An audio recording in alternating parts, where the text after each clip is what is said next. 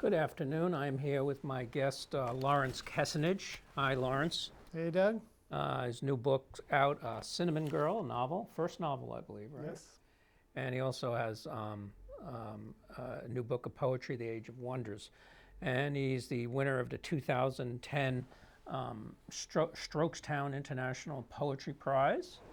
His poetry has been published in Swanee Review, Atlanta Review, Poetry Island Review, and many other magazines. He's the managing editor, along with Renee Shedwell, of the Ibbotson Street Press, the magazine, the Ibbotson Street. He's had 3 poems nominated for Pushcarts. He's also published essays and short plays, and produced at festivals in Boston, New York, and Durango, Colorado. Okay, nice to see you, Lawrence. I was going to ask you also. You were just talking about how you're ending another session with Houghton Mifflin, but years ago in the 70s, right? Yes. The early 70s. You were at Houghton Mifflin, went at the end of the, probably at the end of the traditional Yeah, I was actually in publishing the world. late 70s to mid 80s. And so tell us about that and some of the, some of the people you worked with and some of the things. It really was the end of the traditional era in publishing where things were handled. It was pre-computer, so that gives you some idea, pre-internet. And at that time, we still were reading unsolicited manuscripts. And in fact, just yesterday, I saw for the first time in years the woman who read what we called affectionately the slush pile, which were all the things that just came in over the transom. And her claim to fame is that she discovered the writer Terry McMillan in the slush pile at Houghton Mifflin. And I had said to her, don't bring me anything unless you're jumping up and down with enthusiasm about it.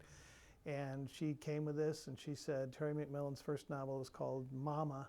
And she said, this is really good. You have to read it. And I did, and it was wonderful. And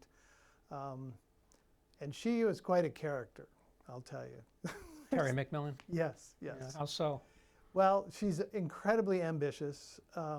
She was, at the time, she was employed as a legal, it was essentially typist, I guess. I mean, data entry person. Well, it wasn't data because there weren't computers at the time, but she would type things up, and she could type something like 175 words a minute, some insane speed.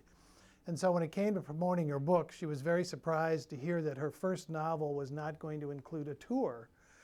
And I said, well, maybe you can try to do something about that. I said, you've got some advantages. You're black and you're a woman, and there just aren't that many black female writers. And you've got places like black studies programs and inner city libraries and places like that where you might be able to get people to let you do readings. And I said, if you can set up enough appearances, I think Houghton Mifflin will pay your way. And by golly, she did it. And this was the book? Mama, it's called. Yeah, her first novel. And so she did it. She did it. She cranked out hundreds, maybe thousands of letters. I don't know how many, but she ended up getting enough appearances in enough places that we ended up paying her way. And still, the book did not do as well as, I think she really expected a big promotion. So she ended up going to another publisher, hoping she got an agent who I helped her get, who was a very good agent, and just felt that Houghton Mifflin wasn't, getting behind it strongly enough. But you were also with, you work with the Sexton estate also? Yes, I unfortunately did not get to choose the poems, but I worked with the 2 scholars who chose the poems for her selected poems. Who were those scholars? Diane Middlebrook, who later did a biography of her through Houghton Mifflin. There's another story there that I was involved in, and I'm forgetting the other ones. Lois Ames? No, it wasn't Lois Ames. It's not someone that you would know, but she was a scholar.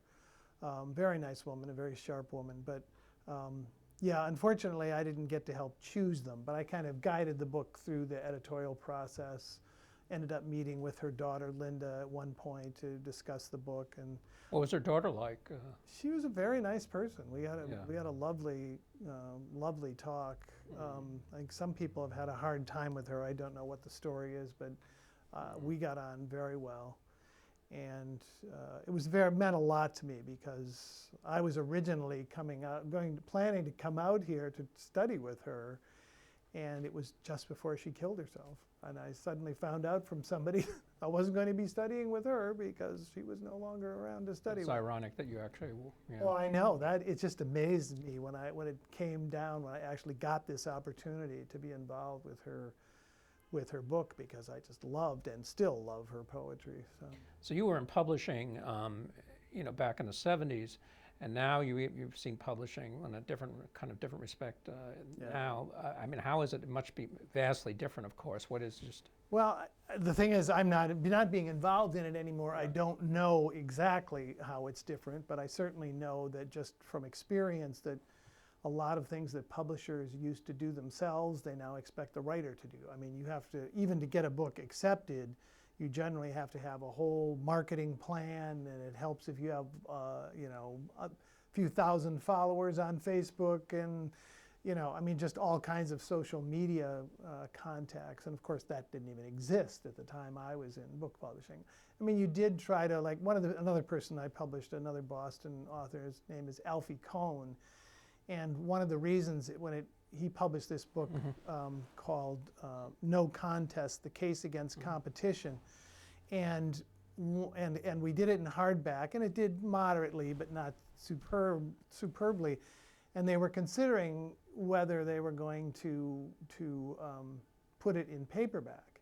And at this time, the editorial board had kind of changed, so there were only a couple of editorial people, but now there were the publicist and the head of publicity and the head of subsidiary rights and the head of sales. So it wasn't just an editorial decision anymore. And so I wasn't at the meeting, and they called me in to basically to say to them, explain to them why they should put this book in paperback. And one of the reasons I used to defend it was that he was out speaking to teachers all over the country all the time. He was very good at publicizing himself. And I said, this book is going to last in paperback. It's really going to be around for a long time, and it still is. It's still in print and still sells. And so those things were taken into consideration, but it wasn't like the be-all and end-all. You didn't have to have all of that stuff lined up that you have to have lined up now in order to even get published, much less. So if there was someone with a brilliant talent but had no social media skills, he's lost. I think it would be hard. Yeah. I think it would be very hard unless you had just an editor who got it and just was selling. No more like slush piles, a graduate student? No, there's no slush piles at all. In fact, even when I was there, a lot of publishers didn't have slush piles anymore. You had to have an agent, and they let agents be the first line of defense against, what they consider bad manuscripts or unsaleable manuscripts anyway. Okay. Now, you've written any number of plays, and that have been produced, and you've had collections of poetry, which one we'll discuss, and you now have a novel. What were the special challenges of a novel? You're a poet, playwright, novelist. Yeah, it's very different, and I think it's the hardest genre that I've written in because of the length, because of there was so much you have to keep in your mind about who's who and who's done what, and plot development, and if this happened, then this happens, and then if later on you decide you're going to change something that happens, it might mean you have to go back and change something that started earlier, and it's just very hard to hold all of that in your mind. But the fun part of it is that because it's it usually took me about a year, it takes me about a year to draft a novel, and it's almost like you have this group of friends, it's really weird. They become very real in your mind, and you think about them, and you actually, like if you get stuck and you go, gee, what would this person do at this point? And you don't know, your imagination just can't figure it out. Like I'd be out jogging or just going for a walk or something, and suddenly I would know. I mean, you know, it would feel like the character told me what was going to happen next, or I'd just see it. So it's a very interesting experience. I mean, it's, you know, poem's such a much shorter thing. That makes it easier to you know, to keep it under control. But of course, it's not as involving as a novel is. It's rich in experience. So, you know, this novel, Cinnamon Girl, taken from the Neil Young song, takes place in the 60s in Milwaukee, where you grew up, right? Yes. And yes. this fictional character is a college student, sort of, Right. from what I read, is sort of involved in the politics of the day. In fact, it Yes. opens up at a riot in Milwaukee. Right. And here's the cliched question: how autobiographical is it? Yeah, it's, you know, people have asked me that, and I haven't actually sat down to try to figure out the percentage. It's at least 50% autobiographical. I mean, it takes place in the part of Milwaukee and at the college that I went. I was involved with the demonstration that's described. Not the first, well, the first one I was involved too, but that was a much smaller scale thing. It was a protest over their closing a park. But the other one, the more political one that had to do, was after the Kent State killings. I was involved in that, helped organize it. And Were you part of the SDS? no, nothing that radical. I've never believed in violence. That was all. I never even liked it when people did things like breaking windows. It just seemed stupid and pointless to me. And you know, you're supposedly going for something good, and how does doing something bad contribute to, you know, achieving something good? It just didn't work for me. So yeah, it was, and actually University of Wisconsin-Milwaukee, unlike University of Wisconsin-Madison, the one that's famous for its political activity, was a much more conservative, had a much more conservative student body. There were a lot of commuters, a lot of people who came from the areas that they lived in, drove there every day. There were a lot of adults. There were a lot of adult students there, working people who would, you know, work things out so they could take classes, sometimes even during the day. So it was always the classes were very interesting because you had this mix of people. It wasn't just pure students. But for that reason, also there were very few living on campus at that time. They had very little accommodation for students on campus. And so for that reason, it was very different from Madison, that had this concentrated group of students who lived there, and it was much easier to organize things there. So it took an event like the Kent State killings to radicalize people and really get them caring enough about it to actually want to demonstrate. Now the noted Boston Globe columnist Alex Beam said that he was impressed by how you were able to still stay in after these many years with these turbulent feelings and things like that. How did you, you know, mine that? Yeah. Well, it was such an intense time. I mean, and I think there's something about when you're young, somehow your mind is a little more impressionable maybe, and it just made a very strong impression on me. It was such an intense period. Another thing that's covered in the novel is the conflict with this character and his father, which is certainly modeled. I mean, I don't remember exact conversations, but it's certainly modeled on the kind of intense arguments we used to have, which would really disrupt the whole family. It's almost like All in the Family, if you remember the show. Yes, exactly. My father wasn't quite Archie Bunker, but he was pretty conservative, and so was my mother. And it's so funny because I was just back there, and my brother-in-law was reminding me that the very first time my sister brought him home for supper, as they were getting involved with each other, my father and I ended up standing up at the dinner table, just screaming at each other about something. So, as I say, disrupted the rest of the family quite a bit too, and that's part of the story as well, you know, the kind of disruption that happened in families. Now, you're also, who published a small press out in? Yeah, in Minnesota, it's called North Star. North Star. Now, you know, our state rep and a fine poet and reviewer, Denise Provost, talked about your collection, The Age of Wonders, that your poems are simple acceptances of what life gives us, and and an appreciation for what they are. I mean, are you able to practice this all the time? Yes, all the time. Just ask my wife. Yeah. Every minute. You are sort of Eastern philosophy to you? Yeah. I mean, that's definitely my orientation. I mean, I wish I could. I have a bit of a temper, and the funny thing is, it doesn't usually come up over big things. It comes over little things like technology and things like that. That when things don't work like that, don't work out. I can get ridiculously angry about it. But beyond that, I really killing the cat, right? That's right, kicking the cat across the room. Yeah. Luckily, we don't have a cat, Yeah. so I can't do that.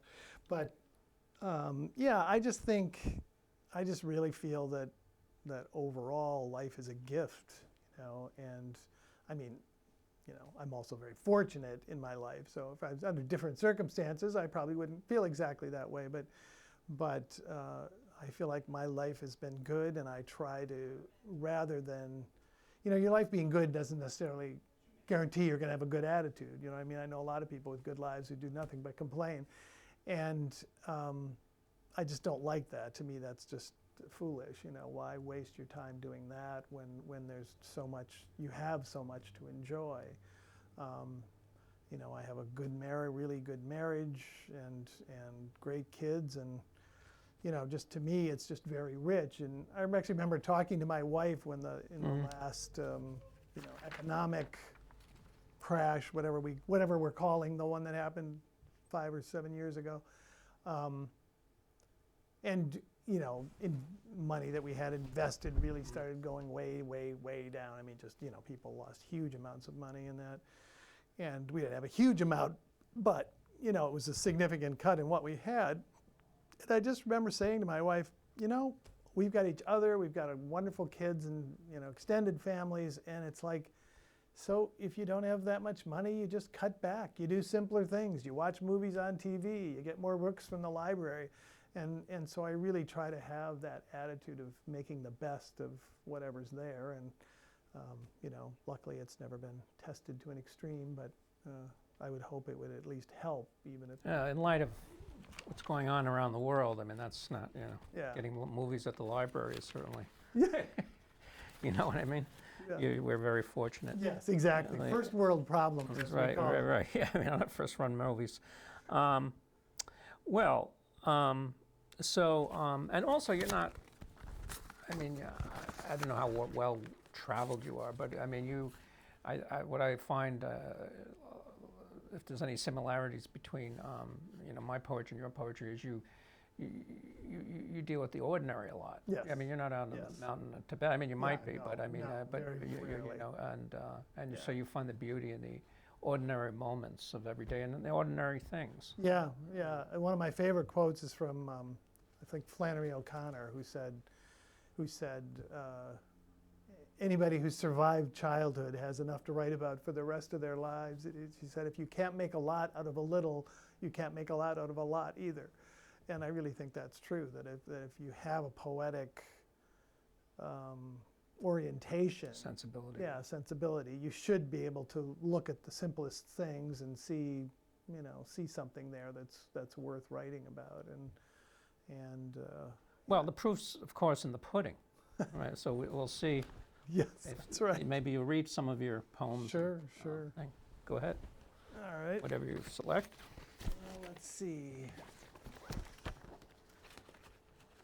I'm gonna read.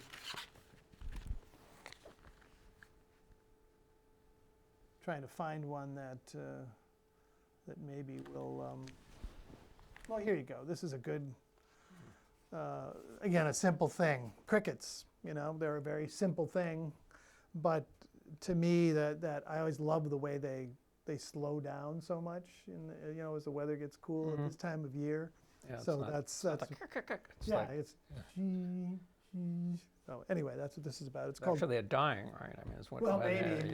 Well, it's just they're cold, I think, at that point. So, crickets. In summer, warm and loose, their staccato sets the pace for night runners, soccer games under lights, the quickening blood of teenagers in heat.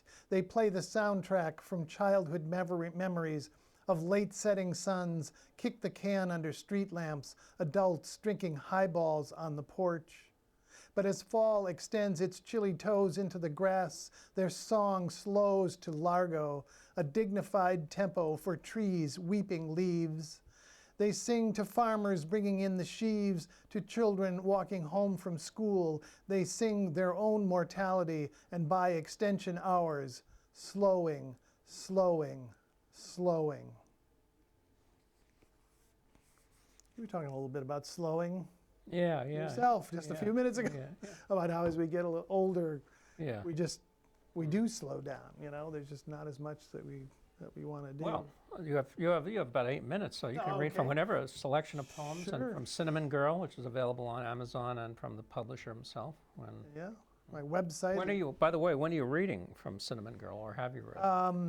I haven't done any readings around here yet. I'm going to be doing one at the right here in right. Well, I guess Square? it's on the border. Porter Square is on the border. I don't know if it's actually in Cambridge or It Somerville. is in Cambridge. Okay, Yeah. but it's right on the Somerville border. That's going to be on November 22nd, so Thanksgiving week. Okay. I'm also going to be reading in Lynn, but I don't have the date yet for that. Oh, I think I know that. It's the Walnut. Yes, Walnut Street Cafe, great venue. Great It's- venue. It's really a wonderful, I've been there once. wonderful place.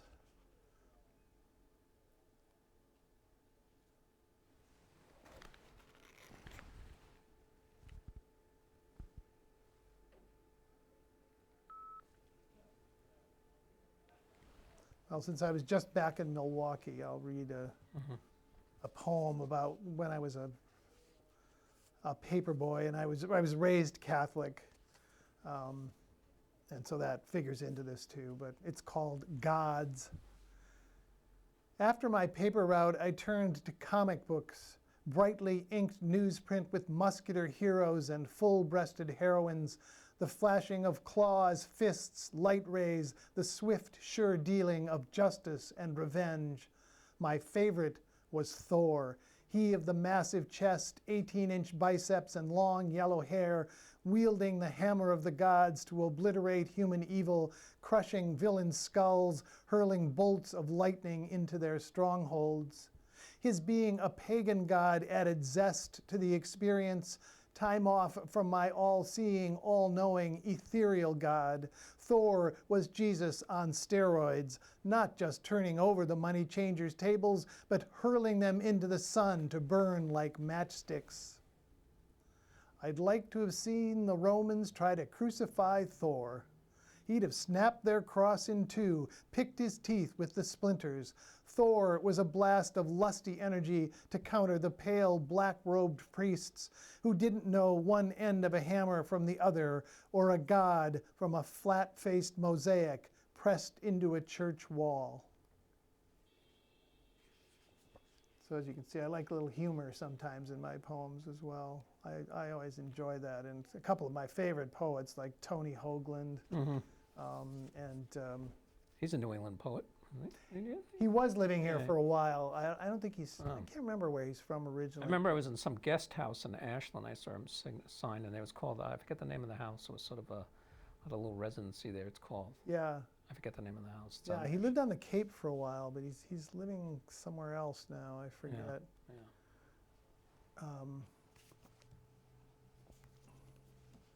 Yeah, I can read I'm from trying to Cinnamon Girl. think. Well, maybe I'll read. Since I talked about those arguments that we had. How much time do we have? Like 5 minutes? Or? Yeah, we have about 6 minutes. Okay, this would be good then.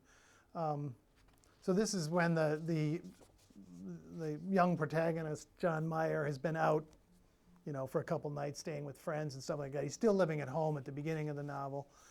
And so he returns home, and this is after this incident that you mentioned where the police kicked everybody out of the park and started running after people with clubs and stuff like that.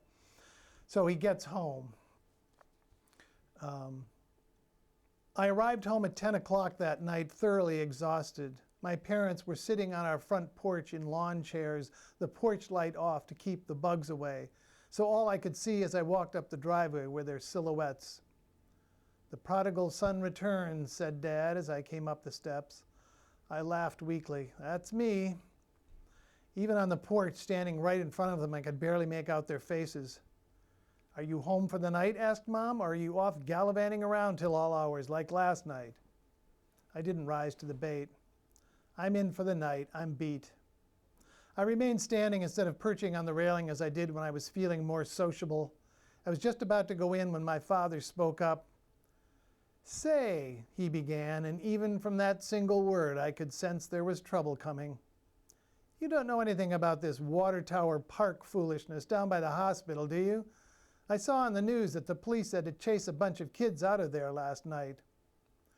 My dad was a bureaucrat with the county water department and a weekend warrior with the National Guard. He took civic pride and patriotism quite seriously. We'd been engaged in a running political battle ever since my junior year in high school, which is when I'd come to the conclusion that Milwaukee was a racist city and the Vietnam War a stupid and probably immoral war.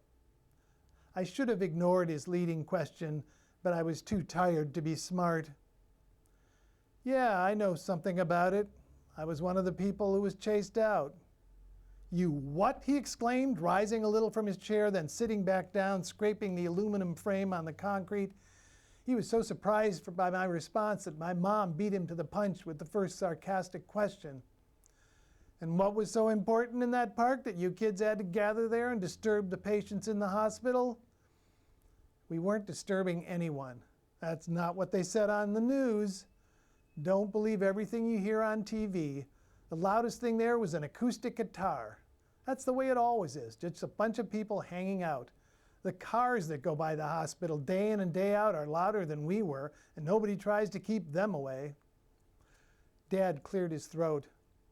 "You didn't answer your mother's question, son. Why do you have to gather there?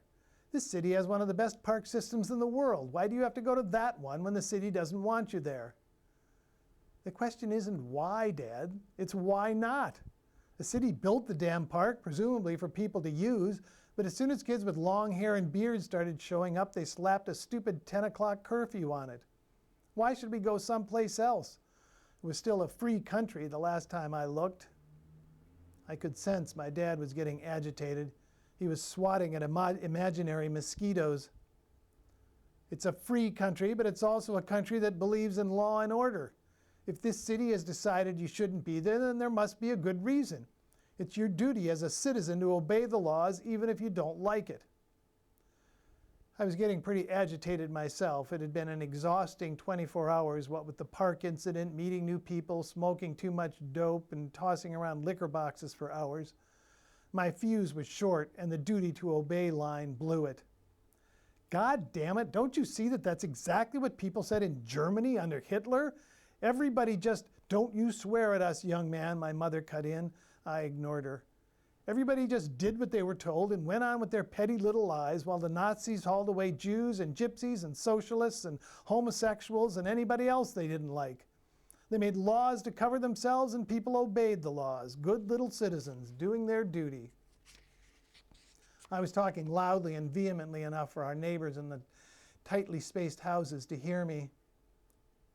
"I saw this great thing at a guy's apartment a couple weeks ago. He had a picture of Hitler in a gold frame on his desk, and down at the bottom of the picture he'd taped a strip of paper with the words, 'Before you obey, think.' That's what I think of laws, that there's something you'd better think about before obeying, not something you just assume are right and blindly obey." My dad leaped from his chair and put his face into mine close enough that I could see his eyes flashing, even in the dim light. "You listen to me, John Meyer. Don't you ever compare this country to Nazi Germany. I was there. I fought the Nazis. I know what they did to their country. There's never been anything like that here, and there never will be if I have anything to say about it. We're talking about good laws in this country, fair laws. You have no right to disobey those." Out of the corner of my eye, I saw my sister Marion's face in the window of my room above the porch. Our arguing must have woken her up. "Only good and fair laws, huh? What about segregation? I suppose it was good and fair to discriminate against blacks for hundreds of years, or to put Japanese Americans in concentration camps during World War II. What do you know about World War II? Those camps were necessary then, and we've passed laws against segregation now. No thanks to you. I voted for Eisenhower, Kennedy, and Johnson. Those are the presidents responsible for enforcing civil rights laws. You only voted for them because they were pro-union. You always said black people shouldn't be allowed to move into this neighborhood. They don't want to live here except for a few troublemakers. They want to live with their own people. And don't change the subject. I'm talking about being a good citizen, about obeying the laws, something you don't seem to know anything about." Thank you very much, Lawrence, for Stop being there. poet. Sorry, poet. that went a little